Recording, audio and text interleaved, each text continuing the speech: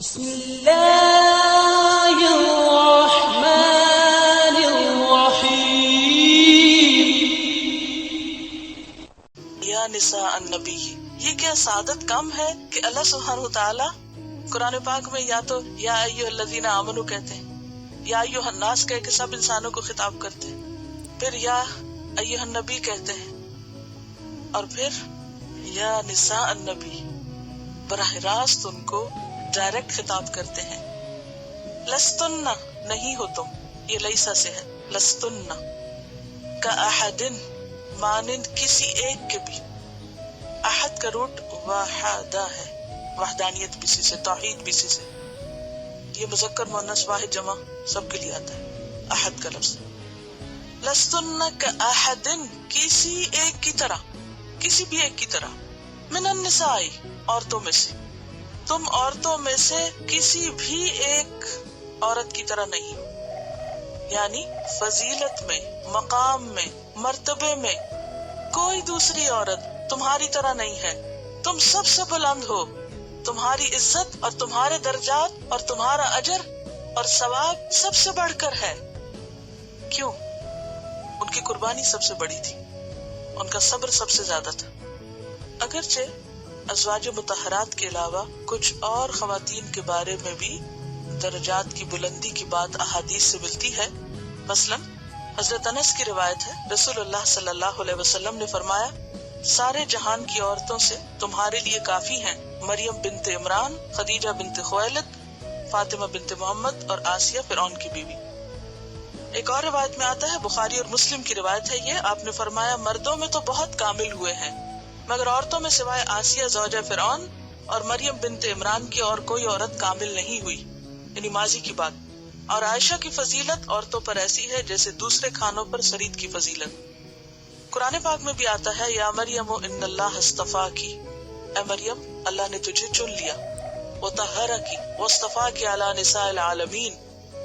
تو اگر وہ چنی ہوئی ہیں اور حضرت آسیہ کی فضیلت حدیث سے پتہ چلتی ہے، اور پھر حضرت خدیجہ کی بات بھی پتہ چلتی ہے، تو اس سے کیا پتہ چلتا ہے کہ ازواج مطہرات سے پہلے یہ خواتین بھی بلند مرتبہ ہیں، اور اپنے اپنے دور میں، یعنی موسیٰ علیہ السلام کے دور میں حضرت آسیہ کی اہمیت، حضرت عیسیٰ علیہ السلام کی والدہ کی اہمیت، یعنی وہ اپنے خاص ادوار کے اعتبار سے بلند مرتبے پر ہیں۔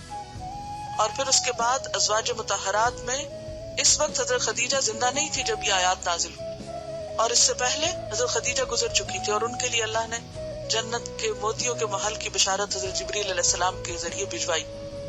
اور پھر حضرت عائشہ کی فضیلت اپنی جگہ، حضرت فاطمہ کی فضیلت اپنی جگہ ہے، اور آن دا ہول ساری ازواج مطہرات کی اپنا مقام اور مرتبہ ہے۔ یا نساء النبی لستن کاحد من النساء، اے نبی کی بیویوں، تم عورتوں میں سے کسی ایک کی طرح نہیں، یعنی عام عورتوں کی طرح نہیں، لیکن یہ بھی مشروط ہے، کب؟ ان اتقیتن، اگر تم نے تقوی اختیار کیا، کیونکہ اصل فضیلت کسی کی بھی کس کے ساتھ ہے؟ تقوی کے ساتھ۔ سورۃ الحجرات میں آتا ہے، ان اکرمکم عند اللہ اتقاکم، بے شک تم میں سب سے زیادہ معزز محترم کون ہے؟ جو سب سے زیادہ تقوی والا ہے۔ تو ازواج مطہرات کا مقام اور مرتبہ بڑا ہے، لیکن انہیں بھی مزید تاکید کے لیے کیا کہا گیا؟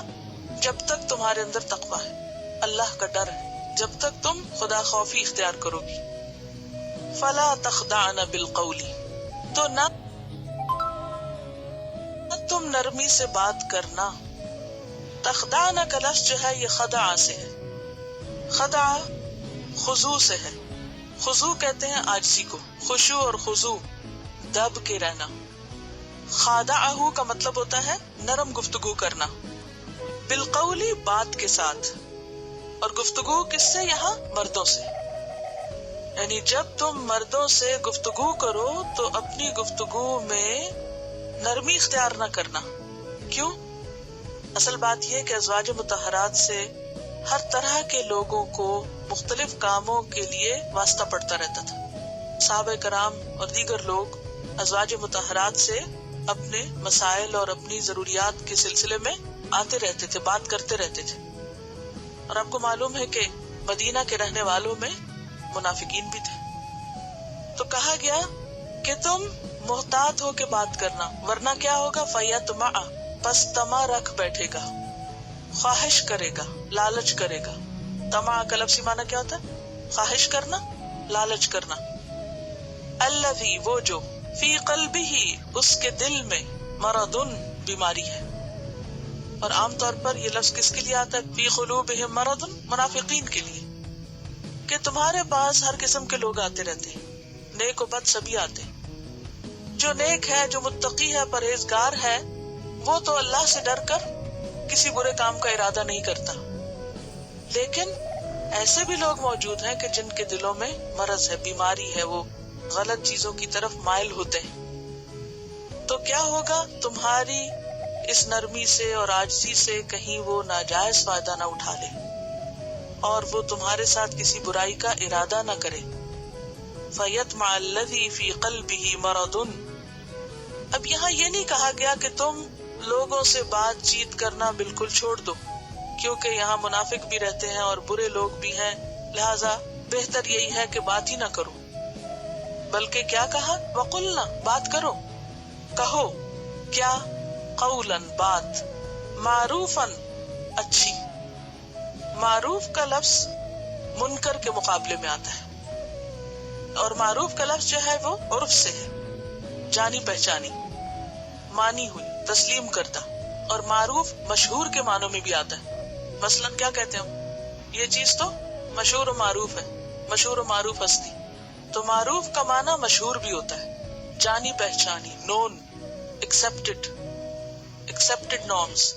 خیر کے لیے بھی آتا ہے، ارض معروفۃ کہتے ہیں اچھی بو والی زمین، یعنی اچھی زمین کے لیے بھی آتا ہے۔ تو قلنا قولا معروفا، کہنا بات اچھی۔ اب معروف کا وہ جو معنی کیا ہے ارض معروفہ، وہ زمین جس سے اچھی خوشبو آئے، یعنی ایسی بات کرنا کہ جس سے بس کیا نکلے؟ اچھی خیر ہی نکلے، جو خیر ہی لائے، کسی کو اس سے غلط مطلب لینے کا موقع نہ ملے۔ کنٹرول تمہارے ہاتھ میں ہے، تم نے موقع نہیں دینا۔ نہ مردوں کو کہا کہ بات کرنا چھوڑ دو اور مت جاؤ ازواج کے دروازے پر، نہ ازواج کو کہا کہ بالکل کسی سے بات نہ کرو، لیکن حدود بتا دی گئی، علامات واضح کر دی گئی، کیسی بات کرو اور کیسی نہ کرو۔ کیونکہ اگر یہ کہا جاتا بات ہی نہ کرو تو کتنے بڑے خیر کا دروازہ بند ہو جاتا، کیونکہ آپ کے بعد آپ کی ازواج آپ کے پیغام کو ایکولی آگے لے کے بڑھی تھی۔ جیسے مرد حضرات نے اپنے حصے کا کام کیا، ایسے ہی ازواج مطہرات نے بھی اپنے حصے کا کام کیا۔ اور اگر سب کو پابندی لگا دی جاتی کہ کوئی آپ سے کچھ پوچھ نہیں سکتا، کچھ کہہ نہیں سکتا، تو بہت بڑی مشکل ہوتی۔ تو اس لیے کیا کہا کہ تم اپنا مقام اور مرتبہ پہچانو۔ لستن کاحد من النساء، تمہارے اخلاق اور کردار بہت اونچے ہونے چاہیے، تم میں عام لوگوں والی بات نہیں ہونی چاہیے۔ آپ دیکھیے کہ جو خاندانی قسم کے لوگ ہوتے ہیں وہ اپنے بچوں کی تربیت کرتے ہوئے عام طور پر کیا کہتے ہیں؟ اپنے خاندان کے نام پہ بٹا نہ لگوانا، اور تم خاندانی وقار کا خیال رکھنا۔ اس کے مقابلے میں کیا استعمال ہوتا ہے؟ عامیانہ انداز، سوقیانہ انداز، بازاری انداز۔ تم بازاری انداز میں گفتگو نہیں کرنا، عامیانہ گھٹیا سلینگ اور فضول قسم کی باتیں نہیں۔ یعنی وہ خاندان جو اپنے بچوں کی تربیت پر خاص توجہ دیتے ہیں، ان کو الفاظ کے استعمال پر بھی کیا کرتے ہیں؟ ٹوکا جاتا ہے کہ تم یہ لفظ بول سکتے اور یہ نہیں بول سکتے، اور یہ لفظ اس طرح ادا کرو گے۔ بات یہی ہے کہ ایک بات کو کرنے کا یا سمجھانے کا یا اس بات کی اہمیت کو بتانے کا ایک بہترین انداز ہے کہ دیکھو اپنا مقام، مرتبہ، حیثیت پہچان کے رکھنا۔ تم عام عورتوں کی طرح نہیں ہو کہ تم ان کے نقش قدم پر چل پڑو، بلکہ تم تو ان کے لیے بھی ایک نمونہ ہو۔ تمہیں وہ نہیں کرنا جو لوگ کر رہے ہیں۔ ہمارا عام طور پر محاورہ کیا ہوتا ہے؟ گو ود فلو، چلو تم ادھر کو ہوا ہو جدھر کی، وہی کرو جو لوگ کر رہے ہیں۔ اور عام طور پر بچے کیا جسٹیفیکیشن دیتے ہیں جب آپ ان کو کسی کام سے روکتے ہیں؟ سبھی یہی کرتے ہیں، سبھی ایسے بولتے ہیں، اور وہ اپنے آپ کو پروو کرنے کے لیے کہ ہم سب میں فٹ ہوتے ہیں، چاہے وہ گھٹیا حرکتیں ہوں، وہ کرنا شروع کر دیتے ہیں۔ تو یہاں ایک معیار دے دیا گیا کہ خواہ ساری دنیا کرے غلط، تمہیں نہیں کرنا، تم اپنی حیثیت کو پہچانو۔ اس میں بحیثیت مسلم خاتون کے ہم میں سے ہر ایک کے لیے ایک سبق ہے۔ ہم جب گھر سے باہر نکلیں تو اپنے آئیڈینٹی اور اپنے حجاب اور اپنے اسلامی کیریکٹر کی حفاظت کریں، کیا سوچ کر کہ اللہ نے مجھے ایک مقام دیا ہے، مجھے وہ نہیں کرنا جو اندھا دھند آنکھیں بند کر کے سب کر رہے ہیں، مجھے صرف وہ کرنا ہے جو میرا رب مجھ سے چاہتا ہے، کیونکہ مجھے اللہ نے ایک روشنی دی ہے، یہ میرا مقام نہیں۔